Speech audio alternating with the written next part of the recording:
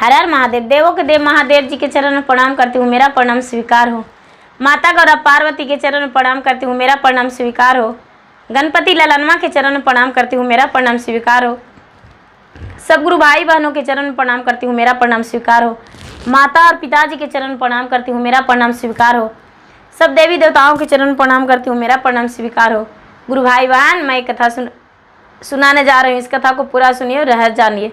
आधी नहीं आधी सुनने में शिव गुरु का अपमान होती है और पूरा सुनने में ज्ञान होती है, इसलिए कथा को पूरा सुनिए और रहस्य जानिए। हर हर महादेव, घर घर महादेव। गुरु भाई बहन, एक धोबी थे, एक धोबी थे और एक धोबिन थी। तो धोबी जो थे प्रतिदिन कपड़ा धोने जाते थे नदी में, तालाब में, और धो कर लाते थे। लेकिन कितना हूँ अच्छा से कपड़ा धोते थे तो जिनके जिनके घर जाते थे वो कहते थे मेरा कपड़ा अच्छा से नहीं धोई हो, मेरा कपड़ा अच्छा से नहीं धोई हो। ऐसा ही कपड़ा धोवाता है। बेचारी का कमाया हुआ मजूरी भी उनका नहीं मिलता था और लुलवा ही लेते थे, उलवा कर उन्हें रुला कर और भेज देते थे। और बेचारा धोबी और धोबिन के पास कोई मौका नहीं था, कोई काम नहीं था कि उसके अलावा और कोई काम कर सकते थे। कोई पैसे देते थे गुरु भाई बहना, कोई पैसे नहीं देते थे। बेचारा धोबी और धोबिन दोनों बड़ा दुखी रहते थे, बड़े उदास रहते थे। उन्हें लगता था मैं कपड़ा धोते हूँ तो क्या कारण, क्यों धोते हैं, लेकिन बिना धोए हुए तो गुजर भी नहीं हो सकता है। 10 में से तो 5 दे ही देते हैं, 5 नहीं देते हैं। लेकिन क्या करूं, जो कल देता है वो परसों नहीं, परसों देता है वो तरसों नहीं। तो करूं तो क्या करूं, किसका कपड़ा धोऊं और किसका कपड़ा ना धोऊं। प्रतिदिन वो बेचारा दुखी रहते थे और दुखी रहकर और मन में सोचते थे। एक दिन का बात है कि धोबी और धोबन दोनों कपड़ा धो रहे थे गुरु भाई बहना, और कपड़ा धोते धोते आपस में बात कर रहे थे, आपस में बात कर रहे थे। उसी रास्ते से माता पार्वती और लक्ष्मी और सरस्वती तीनों बातें करते जा रहे थे। बातें करते जा रहे थे कि बहन, क्या लोग हैं संसार में कि जो काम करते हैं उनका मेहनत का फल भी नहीं मिलता है। कैसे कैसे लोग हैं। महादेव तो कहते हैं हम सबका बराबर नजरिया से देखते हैं, लेकिन यहाँ तो कितने लोग, ज़्यादा लोग कपटी हैं और कुछ ही लोग हैं जो ईमानदारी के काम करते हैं। इतना ही में वो जो धोबी और धोबिन बात कर रहे थे, आंखों से आंसू टपका रहे थे, तो माता सरस्वती कहते हैं कि अरे पार्वती बहन देखिए, ये धोबी और धोबन क्या बात कर रहे हैं। कहने लगे अरे ये तो बड़ा दुख का बात कर रहे हैं, इनका तो खाने का रोटी नहीं मिलता है, इनका लोग मजदूरी नहीं देता है। अच्छा कोई बात नहीं। उनके घर जाकर तालाब पर के पास खड़ी हो गए और एक साधारण मानव के साधारण स्त्री के तरह खड़ी हो गए, सादे सफ़ेद साड़ी में तीनों, और कहने लगे भैया मेरा भी कपड़ा धुल जाएगा।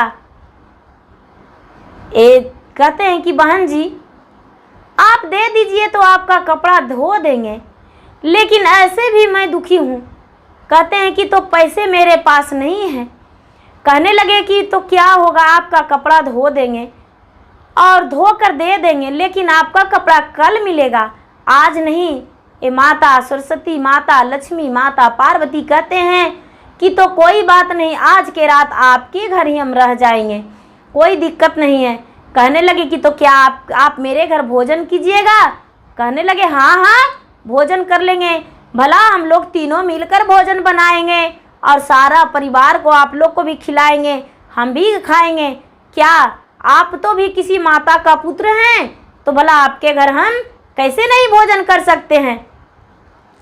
तीनों माता उनके घर चले गए धोबी के पास, अपना गठरी में जो कपड़ा लिए थे वो गठरी का कपड़ा दे दिए, गठरी का कपड़ा दे दिए और उनके घर माता रह गए। माता रह गए।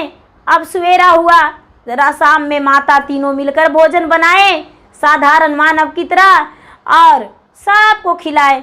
वो जो धोबी और धोबिन थे बड़ा अच्छा लगा, उन्हें बहुत खुश थे कि आज बहन जी बहुत अच्छे भोजन बनाए हैं।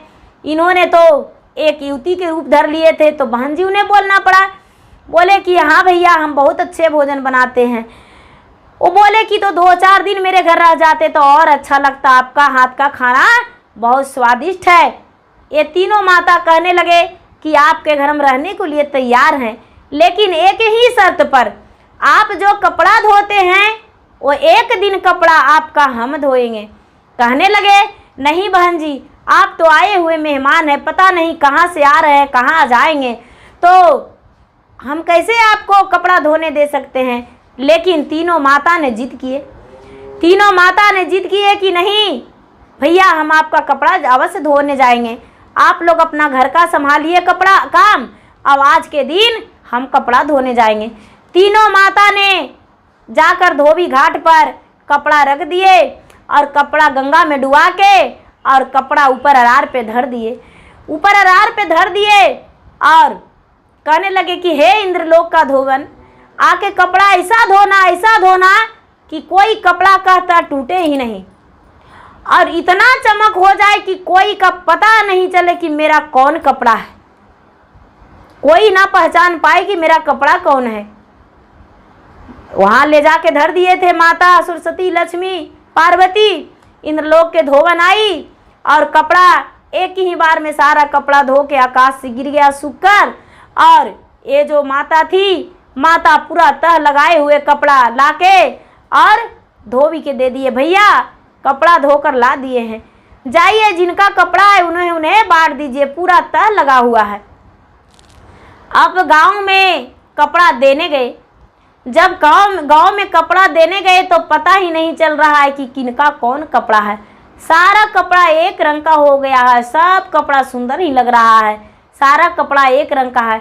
जब बांट रहे हैं कपड़ा धोबी भाई तो इन्हें तो पता ही नहीं चल रहा है, कह रहे हैं कि तो सारा कपड़ा अपना ले लीजिए धो चुन चुन के, लेकिन कोई भी लेने को लिए तैयार ही नहीं है। मेरा ही कपड़ा इतना सुंदर नहीं था, मेरा इतना कपड़ा सुंदर नहीं था, ये तो कैसे कपड़ा धोए जो ऐसा हो गया है।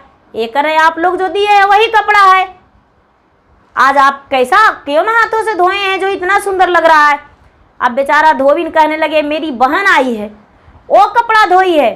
सारा गांव वाले कहने लगे कि तो अपना बहन का बुलाइए, आपकी बहन ऐसा कपड़ा धो दी है तो बहन ही बांटेगी कपड़ा। गुस्से में सारा लोग बोले, लेकिन माता सरस्वती, लक्ष्मी, पार्वती तीनों आए और आकर और बोले कि क्या आपको कपड़ा पता नहीं चल रहा है, हम कपड़ा बांट देते हैं। जिनका जिनका जौन कपड़ा था सबको कपड़ा दे दिए और माता पैसा वसूलने लगे। भाई कपड़ा तो ले लिए हैं, कपड़ा ले लिए हैं, लेकिन मुझे कपड़े का धुलाई दे दो, कपड़े का धुलाई दे दो।